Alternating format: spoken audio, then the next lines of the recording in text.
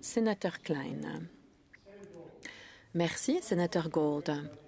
Le budget de 2023 a alloué 80 milliards de dollars pour soutenir l'électricité verte et les infrastructures vertes pour atteindre des réseaux neutre au niveau des émissions de gaz à effet de serre d'ici 2050. 80% de la population du Canada a accès à des énergies propres, mais en Saskatchewan, nous n'avons pas cette source d'électricité.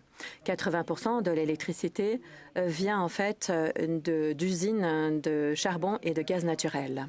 Des 10 usines de gaz naturel en Saskatchewan, 5 ont moins de 15 ans et la dernière usine a coûté 605 millions de dollars à construire en 2015. Nous faisons face donc à un dilemme parce que nous n'avons pas accès à l'hydroélectricité et nous ne voulons pas perdre nos usines.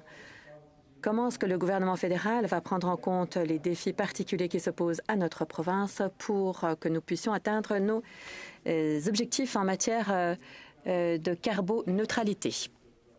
Sénateur Gould, comme vous le savez, nous contribuons à la transition au profit d'une économie verte. Merci d'avoir mis en exergue les engagements qui ont été pris par le gouvernement fédéral à hauteur de 80 milliards de dollars.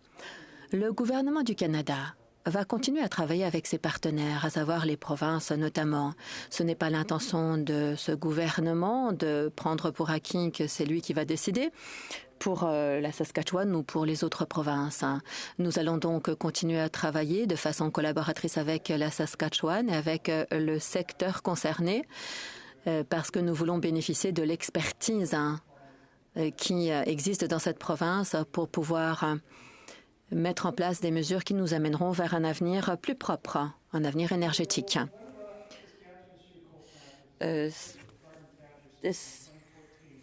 Sénateur Klein, nous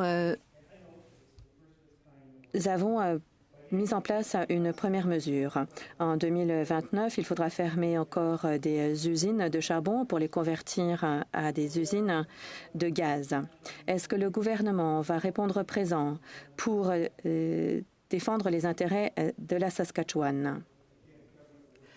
Le gouvernement va travailler en collaboration avec la Saskatchewan pour répondre à ces défis pour le bien de tous les Canadiens, de toutes les régions. Le gouvernement du Canada sait qu'il existe des technologies de gestion du carbone. Ce sont des outils qui sont importants dans notre boîte à outils de façon générale. Nous allons donc devoir mettre la main à la pâte pour réduire les émissions. La stratégie du gouvernement du Canada qui a été rendue publique le mois dernier a pour objectif justement de soutenir les initiatives qui sont mises en place dans les différentes régions.